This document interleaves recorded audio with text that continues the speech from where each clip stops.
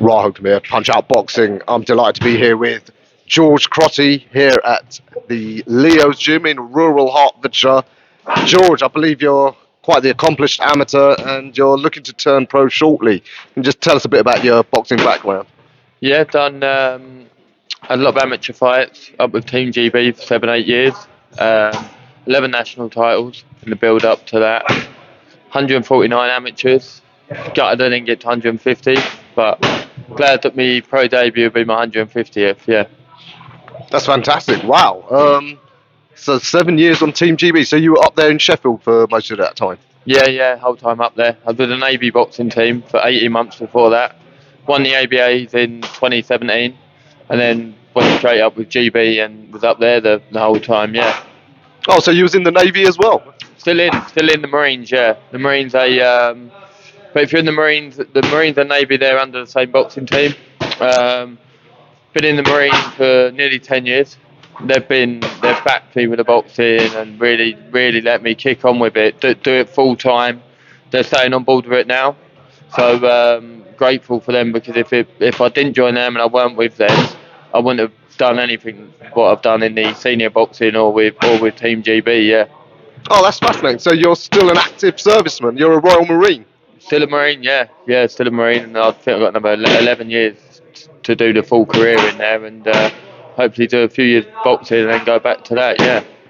Oh, that's fascinating. So, yeah, how does that work with your military service and doing the boxing? They give you time off when you need to? Yeah, they've been really good. They, like I say, on the Navy boxing team is a full-time draft, Monday to Friday, down in Portsmouth, so you box, and obviously then when I got with GB, they put you on the elite sportsman package, and then basically just sign you off work, so you're still representing them, because the Navy have got an amateur boxing team, and GB are amateur, you're still representing them, so they just let you go off and do that.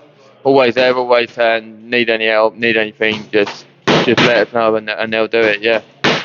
Oh, so you're a warrior in more ways than one. Have you seen active combat? No active combat, just done my training, a little bit with before going on to the boxing team, yeah. All right, well, thanks for your service to the country and to the boxing. So, yeah, just tell us what weight class have you been operating at, and will you operate in the pros? So when I was up with GB, I was always at light heavyweight. It was 81, then they moved it down to 80. Always made it pretty comfy, but the drop down to 75 would have been too much, because with the Olympic format of style boxing, you might have 4 or 5 fights in 4 or 5 days, and you have to weigh in every day. And obviously, every day is like a final. So if you can't take too much weight off, and you can't drain yourself too much, because you've got to fight that day. It's always same day weighing as well, and then you've got to fight that day, win, and then weighing again the next day. So you've got to be careful what you're putting in and taking out. Where with the pros, I'm going to go down to super middle, because obviously the 1 day weigh-in, usually the day before as well. So I'll be comfy doing that, yeah. Welcome addition, because super middleweight it's looking quite hot domestically. You know, quite a few upcomers. I believe you got another lad right here at this gym, John Marvin, at the same weight class. You two sparred? Yeah, we actually boxed about 8 years ago. My first England fight, I boxed John. He was Army, so Army Navy have always had a bit of a healthy rivalry. So yeah, it's good, but good training partner to have in, because John's a international with the Philippines. He's experienced, good, can really whack. So you have to be really on it when you're sparring all the time with him, because you don't want to take no silly shots. Yeah, with that quality of sparring, can't go wrong. Tell us, any other the well-known names that you might have fought in the amateurs? With our boxing amateurs, there's been quite a few actually. Yeah, but a lot of internationals, like all the Europeans and everything like that. But I'm trying to think off the top of my head, any of the domestic ones. Can't actually think of loads, you know. Put me on the spot a little bit, and I can't. Nah, no, I don't really. Tom Whitehart, I beat Tom in the ABA final when I won him in 2017.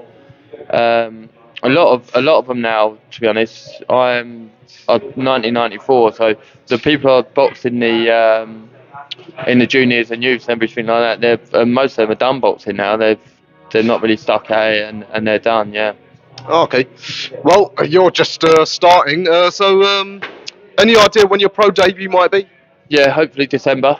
December, either the 7th or the 14th. So yeah, it'd be good to get out, start the year, and then kick straight on again in 2025. And obviously a little bit older going pro, so not got time on my side, but I'm hoping with my amateur background and what I've done, and I've been around the pro gym for a long time, always going around sparring. I enjoy it, so I've learned a lot there. So hopefully I can kick on pretty quick, and get in some big fights pretty quick as well. How old are you? 30. Okay, so I know you're going to be super fit because to be a green beret, you must have had to complete that the yomp. Um, 3 week training.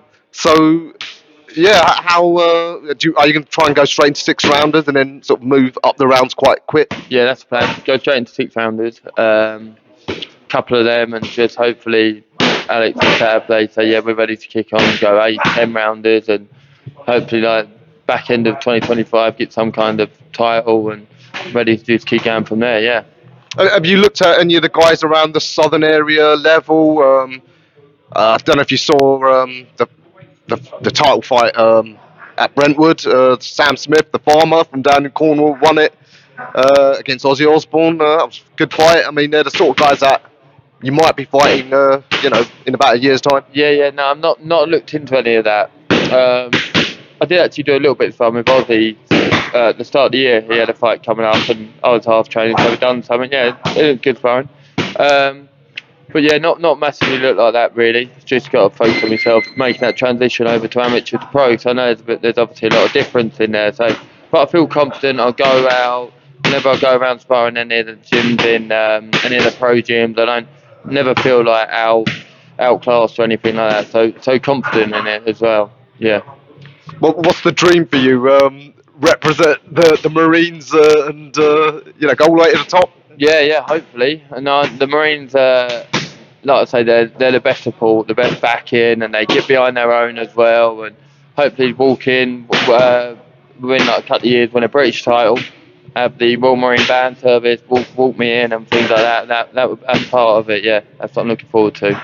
Wow, that is a hell of a dream. How do you assess the British scene? Obviously, Callum Simpson's the British champ at the moment, but I guess by the time you're ready for that title, a lot of those guys will be moved on either to a higher level or out of the game.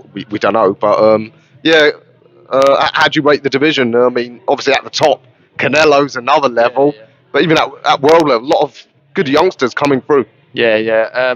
But I looked at the British rankings the other day. There's no one who I'd massively even worry about. Obviously, I'm not delusional saying I'll go do it all like that, by no means. But there's no one in there. I'm like, well, I'd miss him, and all that. I feel like I'd back myself against most, especially in a couple of years' time when I've had a year's time when I've had the experience and a few pro fights and learned the tricks of the trade a little bit, And stylistically, what can we expect of you? I'm sure with that amateur background, you must be technically exceptional.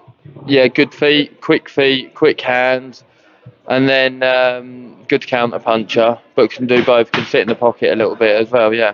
So just a mixture of it all really, with good feet and quick hands. Any top fighters that you sort of can be compared to or emulate style-wise? Don't know. I used to really, when I was growing up, Joe Calzaghe was my idol. He was southpaw, quick hands like me. So maybe a little bit like Joe Calzaghe. Yeah. It's fair to say he's your favourite fighter ever? Yeah, definitely. Yeah, definitely. Not a bad fighter to have as your favourite, true British legend. Yeah.